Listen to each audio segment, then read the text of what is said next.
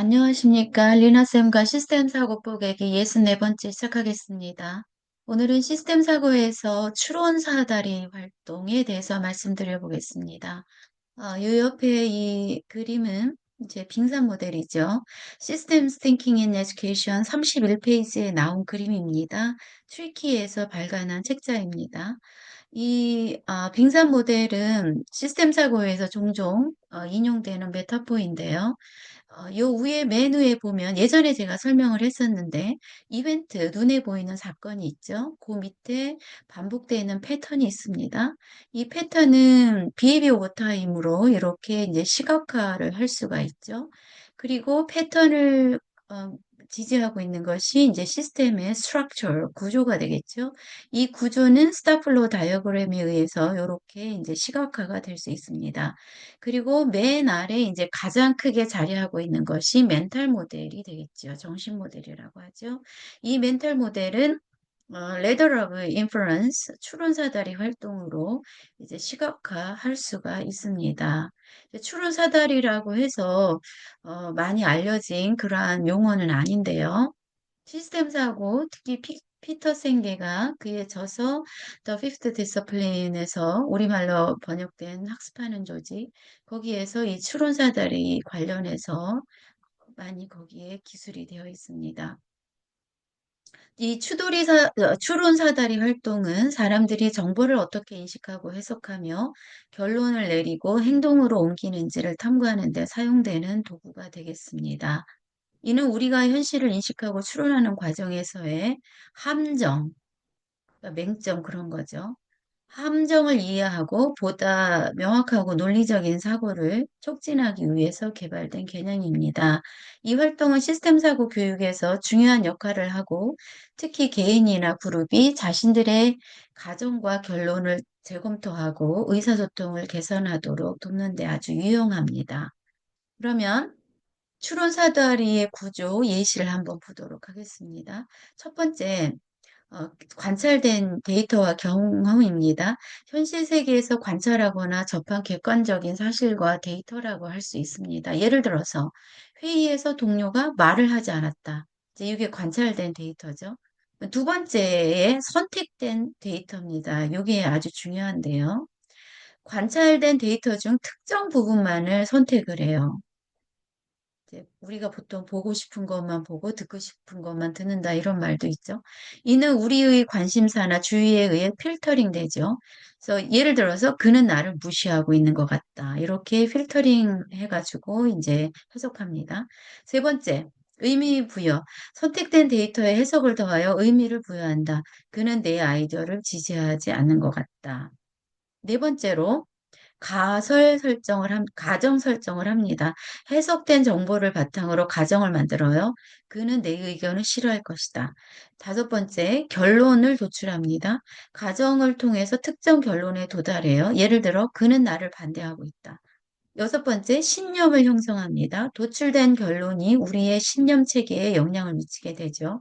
예를 들어서, 그는 항상 나의 아이디어에 반대한다.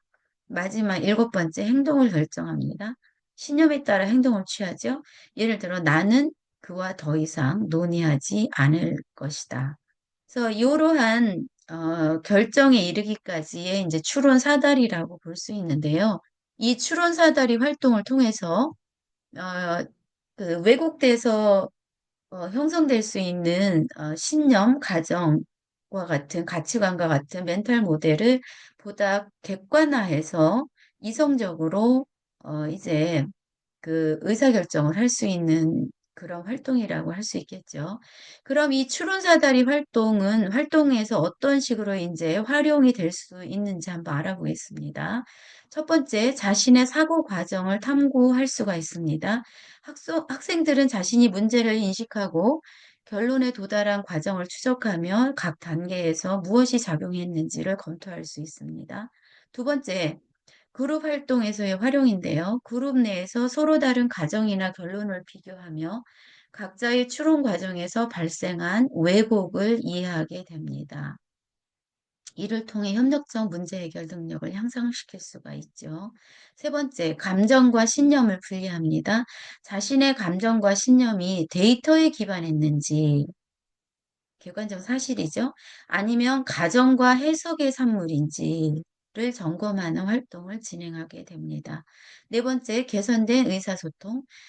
상대방의 가정과 해석을 이해하고 서로 다른 관점을 명확히 하여 더 나은 의사소통과 신뢰를 형성할 수가 있습니다. 네, 그러면 교육 적용 사례를 한번 보겠습니다. 이 왼쪽에 이 사진은 Systems Thinking in Education 122쪽에 나와 있는 그림이 되겠습니다. 터키죠. 트리키의 초등학생들이 이제 한 추론사다리 활동한 모습이 되겠습니다. 그래서 교육 적용 사례로 이야기, 스토리와 결합하기를 할 수 있는데요. 동화나 이야기 속 상황을 바탕으로 등장인물의 추론 과정을 분석하도록 지도할 수 있습니다. 예컨대 이 캐릭터는 왜 이렇게 행동했을까?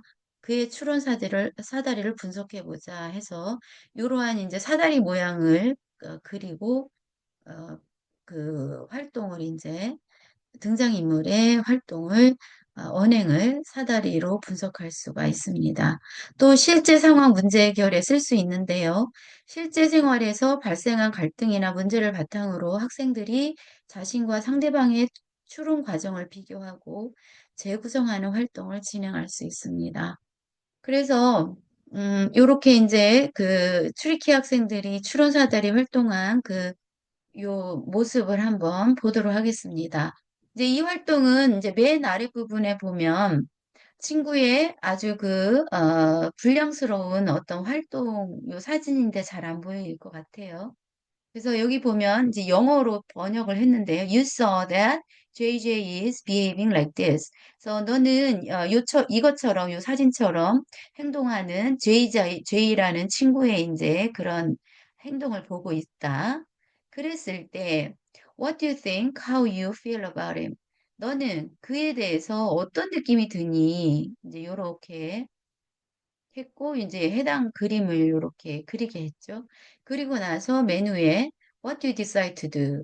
너는 어떻게 할 거야? 그래서 어떻게 하겠니? 어떤 의사결정을 하겠니?와 같은 거죠. 그래서 학교에서 이런 활동을 통해서 특정 행동의 원인을 점검해 봄으로써 단지, 가정과 추측, 에 의한 의사결정의 위험성을 경험해 볼 수가 있습니다. 이는 자신을 보다 객관화하여 멘탈 모델을 바꿀 수 있는 기회가 됩니다. 더욱 양극화하는 시대에 꼭 필요한 교육 활동이 되겠습니다. 이게 바로 자기 성찰 능력이라고 볼 수 있겠죠. 자기를 객관화하는 능력, 또 다른 말로 메타인지라고도 볼 수 있습니다. 또한 이 활동을 통해서 다양한 관점을 탐구할 수가 있습니다. 한 가지 사건을 두고 서로 다른 관점을 가진 사람들이 각기 어떻게 추론사 다리를 타고 올라가는지 비교 분석할 수가 있습니다. 그러면 이 활동의 장점을 한번 보겠습니다. 비판적 사고력이 이제 향상될 수가 있죠. 사람들이 자신이 가지는 가정과 신념을 재검토하게 하여 더 나은 의사결정을 내리게 하고요. 갈등을 해결할 수가 있습니다. 서로 다른 가정을 명확하게 이해함으로써 갈등의 원인을 제거합니다. 그리고 시스템 사고와의 연결이 가능하죠. 복잡한 문제 속에서 개인이나 그룹의 사고방식이 어떻게 상호작용하는지를 이해하게 돕게 됩니다. 그래서 이 활동은 학생뿐만 아니라 교사 또 직장 내 팀워크에서 이제 효과적으로 사용할 수가 있습니다. 네, 이렇게 오늘은 시스템 사고에서 추론 사다리 활동, Ladder of Inference 에 대한 것을 말씀을 드려보았습니다. 추론 사다리 활동을 통해서 각자의 멘탈 모델을 점검하고, 자기 자신의 멘탈 모델을 이 점검을 통해서 이제 개선할 수 있게 되겠죠. 그래서 저는 이 활동은 학교에서 아직 적용해 보지 않았는데, 내년에 복직하면서 이것을 한번 아이들과 해 보려고 합니다. 나중에 교육한 사례를 여기 유튜브를 통해서 공유하는 시간을 갖도록 하겠습니다. 네, 시청해 주셔서 감사합니다. 이상 마치겠습니다.